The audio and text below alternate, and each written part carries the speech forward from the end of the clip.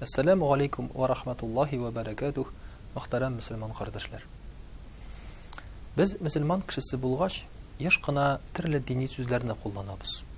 Мәсәлән, Аллаһка шөкер, иншааллаһ, әлхәмдүлилләһ, я булмаса, Алла бирса, һәм башка шундый сүзләрне.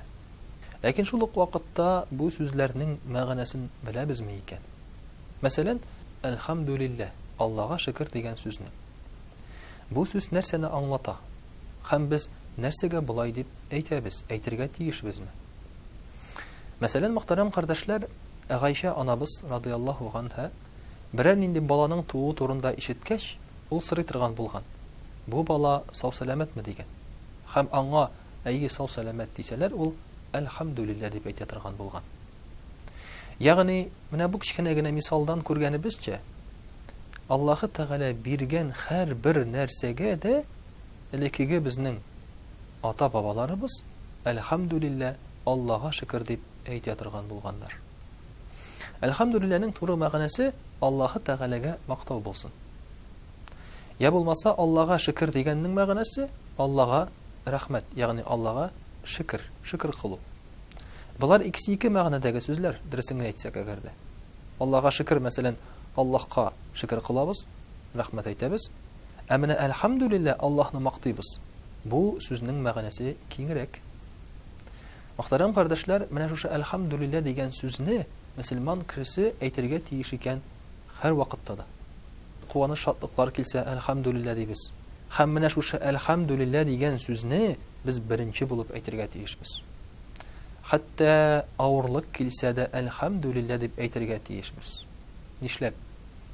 Бу бит инде әлхәмдүлилләһ, Аллаһка шөкер кебек бит инде. Ничек инде без авырлык килгәндә Аллаһ Тәгаләгә шөкер кылыйк инде дип, шулай бит кемдер уйлый. Әмма әлхәмдүлилләһ дигән сүзнең мәгънәсе Аллаһны мактау булгач, безгә авырлык килгәндә аны мактарга кирәк түгелмени? Ул мактауга лаеклы түгелмени? Менә шуңа күрә дә әлхәмдүлилләһ дигән сүз аркылы кешенең чын иманы, чын йөзе ачыла Аллаһы Тәгалә каршында. Чөнки бит Пәйгамбәрбез саллаллаһу алейхи ва саллям әйтә, мөселман кешесе өчен начар бер юк ди. Яхшылык килсә Аллаһ Тәгаләгә шөкер кыла, савап ала, начарлык килсә Аллаһ Тәгаләгә сабыр кыла, савап ала. Шулай ук әлхәмдүлилләһ ди.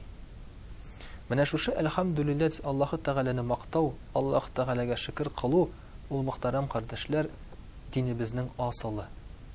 Хәтта бит Коръәни Кәримдә дә әйтелә, Аллаһка табыныгыз, Аллаһка шөкерле булыгыз ди.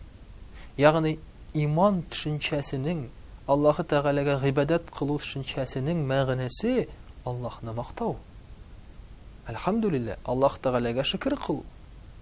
Нәрсә генә бирсә дә, нәрсә генә Аллаһы Тәгалә безгә бирсә дә, ул барбер күбрәк бирә без аңа караганда. Әгәр дә без инде бөтенләй авыру хәлдә бездә ятсак та, сөйләшә алмасак, аяксыз, кулсыз, инде таралып ятсак та, мөхтәрәм кардәшләр, әлхәмдүлилләһ дип әйтергә тиешбез. Чөнки барыбер аның безгә биргәне күбрәк. Безнең гамәлебез бар. Якында дуслар, танышлар бар, сулар, һава бар, күрер күзләр бар, һәм башкасы. Барыбер Аллаһы Тәгаләгә әлхәмдүлилләһ дип әйтәбез. Шулай бер кешене авырып китә. Бер кеше авырып китә, аякларын кисәләр, кулларын кисәләр, авырып киткәч, инде гангрена башлана. Шул вакытта ул аяклары, куллары киселгәч тә әлхәмдүлилләһ дип ята. Һәм инде андан сорыйлар: "Юләр ди, син аяксыз, кулсыз бер бүгән генә булып калдың. Кемгә, нәрсәгә син әлхәмдүлилләһ диясең?" дигәч, ул әйтә: "Әлхәмдүлилләһ дип әйтерлек телем бар әле" ди. Ягъни Аллаһы Тәгаләне мактарлык әле телем бар.